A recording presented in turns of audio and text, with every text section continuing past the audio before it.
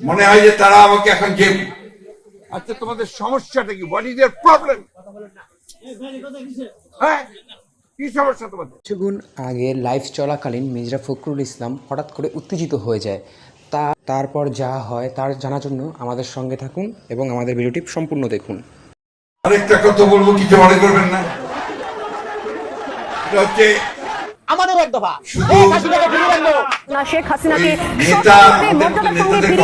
দাবিতে আওয়ামী লীগের কর্মী সমর্থকেরা তারা রাস্তায় নামা শুরু করেছেন। তারা বিচার করার কথা আছে নিজেরা, কারণ আপনার শিক্ষক, আপনাদেরকে প্রতি মুহূর্তে চিন্তা করতে হবে যে আমি আমার জাতিকে কি দিয়ে যাব। আমার জাতিকে তখনই দেবো যখন আমি একটা ছেলেকে সঠিকভাবে শিক্ষিত করবো।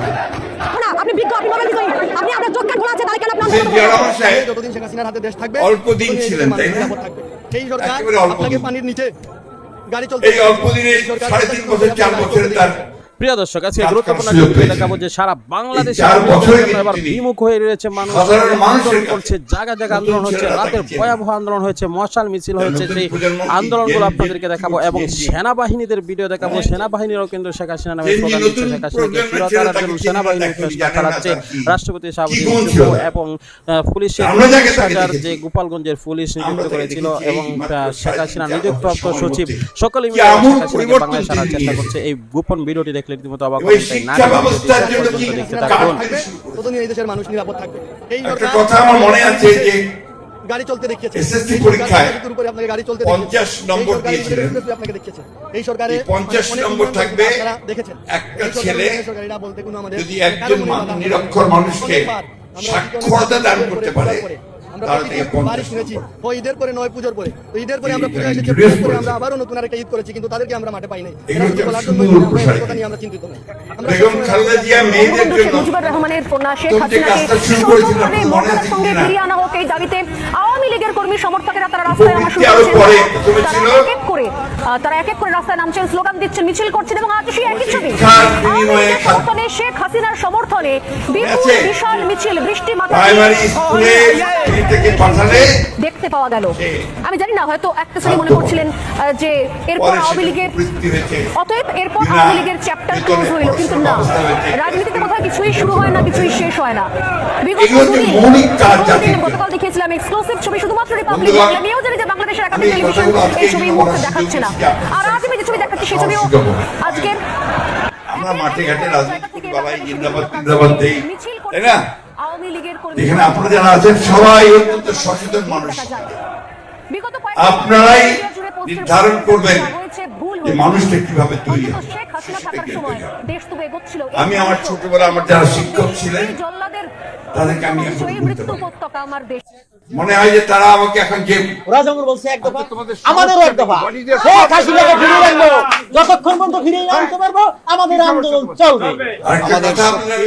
আমাদের অস্ত্র, মনোবল আর বঙ্গবন্ধু শেখ হাসিনার আমাদের এই দেহের ভিতরে আছে। মুজিবাদর্শের সৈনিকরা অবিলম্বে এই ইউনূস সহ সেনা সমর্থন পতন ঘটিয়ে শেখ হাসিনার সরকার কায়েম করবে।